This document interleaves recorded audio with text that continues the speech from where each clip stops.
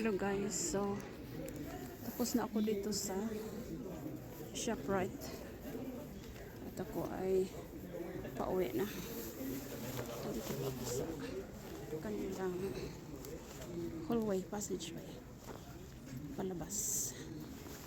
Pero ang ano ko ngayon ay may dalawa akong kinarga sa aking balikat. Sa dalawa kong balikat din, tinag-isa-isa ko silang kinargahan. Yan. So, ang araw ko, ang afternoon ko ngayon ay yun lang. Hindi naman ako talagang nag-rush. Kasi ayaw kong mag-rush, guys. Kasi nakaka-stress kung mag-rush tayo.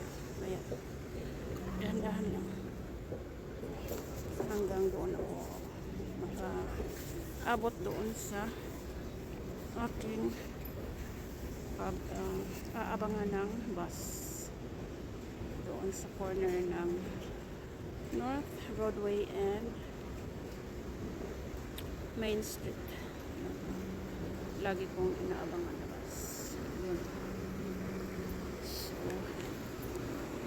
So ngayon, dito ako sa kabilang door, dadaan.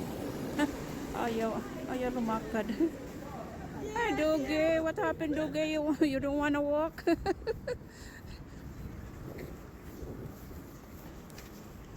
Ang Doggy. Ayaw lumakad.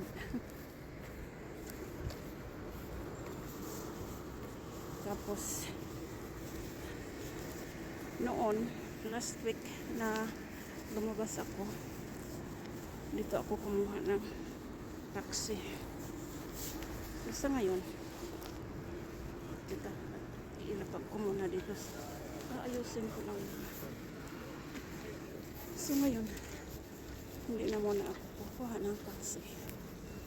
Ako ay kukuha ng bus. Doon ko aapakan yung snow kong inapakan kanina pag alis ko. Sana mayroong dumaan na rin doon para ay hindi na ako parang lulusob ulit sa snow. Yun bang ang snow ay unti-unting na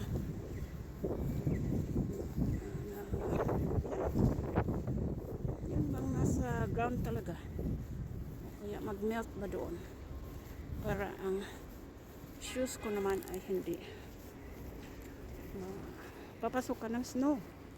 Yun ang ibig kong sabihin. Ngayon, dito ako sa ilalim ng City Pizzeria. Ayun, ito ang daan ko para shortcut naman. Yan. Kasi doon pa ako iipot doon sa may corner doon. Mayroon namang kagrusutan dito. Dito na lang. Ayun.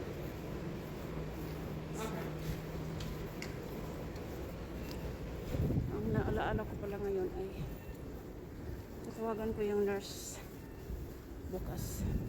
Yun ang ilagay ko sa aking alarm clock to remind me na ano kaya itong na lumipad sa kanyang lumipad sa kanyang bulsa. Siguro hindi niya yung kailangan. Kung aware man siyang lumipad yun, baka pinabayaan lang.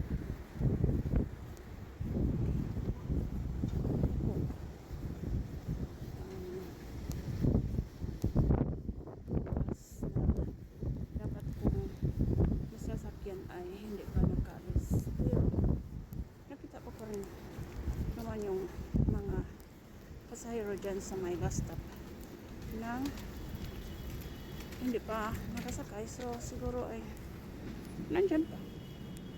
Yun. oras na nakaya ngayon. Nandoon yung clock doon sa corner doon. 2:45. So, baka nandito na yun. Tingnan natin sa poste kung ano ang schedule. Siguro nakaalis na yung 12. Yung 30 naman ang kukunin ko. Tingnan natin kung yun ba ang schedule. So,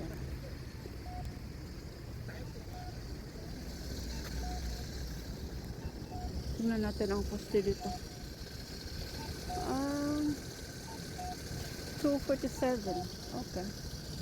Makukuha ko pa rin. 2:47.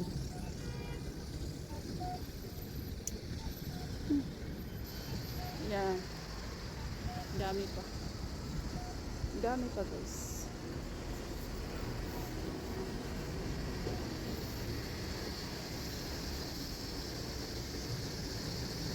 Dito lang muna ako sa gilid na to. Kaya ako ang uupo kasi hindi naman sila umuupo. Hindi ako ang uupo.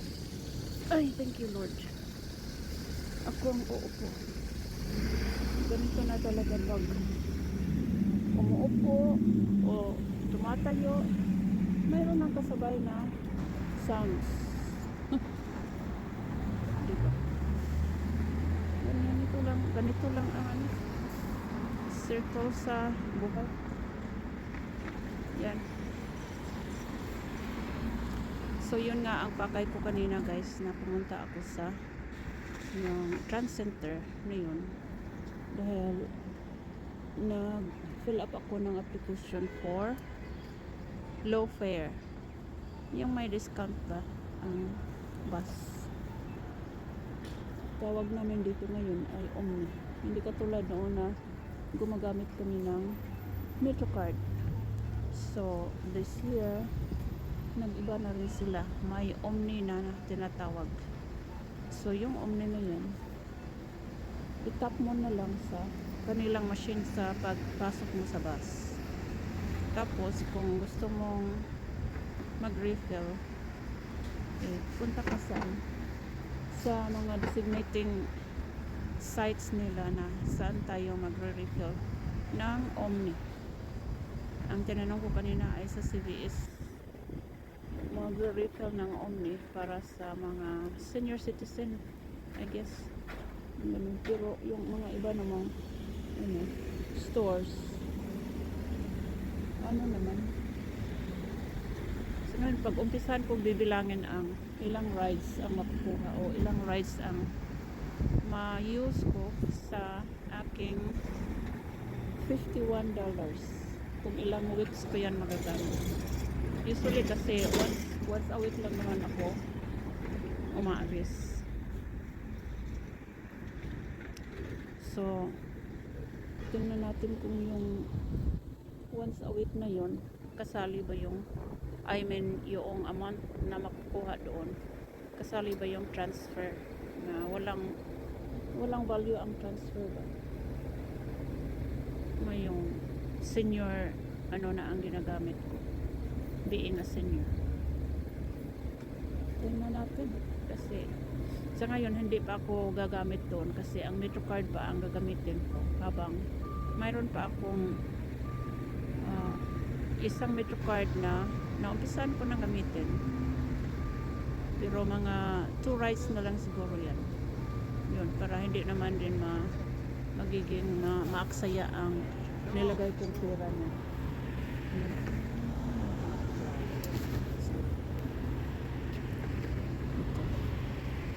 Tingnan natin kung anong oras yung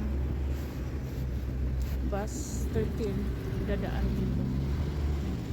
Kaya nandiyan na ba?